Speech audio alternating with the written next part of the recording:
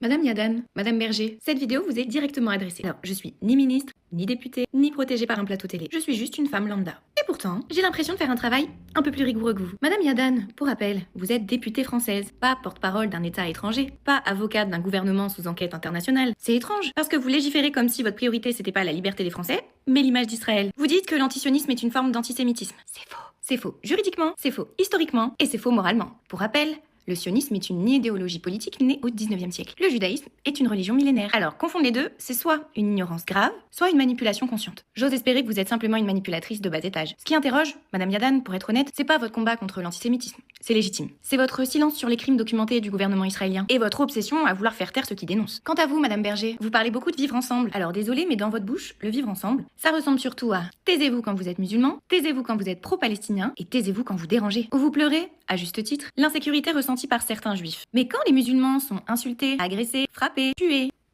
vous êtes où? Curieusement, Madame Berger, la liberté religieuse semble s'arrêter là où commence l'islam. Et vous défendez une loi qui permettrait de punir la critique d'un État. Mais critiquer l'islam, ses symboles, ses pratiques, ses fidèles, ça, par contre, ça vous pose aucun problème. Donc si on vous écoute toutes les deux, la règle est simple. Critiquer la religion musulmane, c'est normal. Ça fait partie de la liberté d'expression. Critiquer un État puissant, on peut le faire. Ça fait partie de la liberté d'expression. Sauf s'il s'agit d'Israël. Là, ça deviendrait un délit. Et vous dites que vous êtes contre toutes les formes de discrimination. Alors vous vous défendez, puisque vous dites « Nous devons protéger la République, nous devons lutter contre les dérives, et nous devons faire barrage au communautarisme. » Beau discours. Très bien.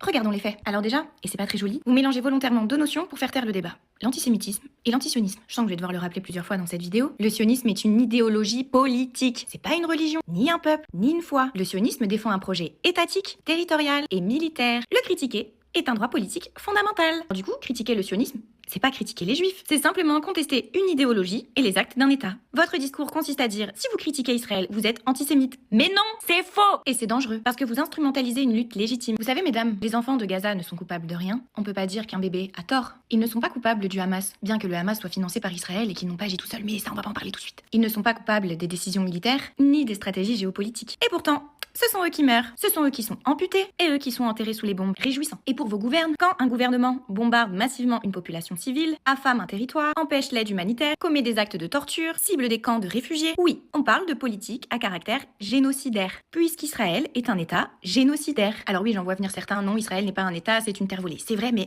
il faut y aller doucement avec elle, d'accord? Mais tout ça, ce sont des faits documentés par des ONG, par l'ONU, par des experts indépendants. Rien que ça. Alors oui, je critique le gouvernement israélien, mais je critique pas une religion, je critique pas une foi, et je critique pas non plus un peuple. Et j'en ai le droit. Parce que la liberté d'expression, mesdames, c'est pas seulement quand ça vous arrange. Parlons réellement de ce que vous appelez la loi contre l'antisémitisme. Elle prétend lutter contre les formes renouvelées de l'antisémitisme. Mais dans les faits, elle s'appuie sur la définition de l'IRA, l'International Holocaust Remembrance Alliance. Oui, non, j'ai arrêté de faire des efforts avec mon accent. Qui associe certains discours politiques à de l'antisémitisme, notamment la délégitimation de l'État d'Israël. C'est là que ça devient grave. Le texte cherche à sanctionner tout propos qui critique la politique d'un État. Ce qui est un droit démocratique fondamental. Normalement. Des députés, des juristes, des ONG et même des mouvements juifs eux-mêmes, donc des gens qui savent de quoi ils parlent, soulignent que l'opposition politique au sionisme ou à des politiques étatiques ne constitue pas à elle seule de l'antisémitisme. Surtout qu'encore une fois, c'est pas ça la définition d'antisémitisme. Ces gens-là rappellent que dans l'histoire, beaucoup de juifs eux-mêmes ont été antisionistes et il y en a encore aujourd'hui, ce qui montre bien que critiquer une politique n'est pas l'équivalent de détester un peuple. Alors mesdames, pendant que vous réfléchissez à qui a le droit de parler et ce qu'on a le droit de dire ou non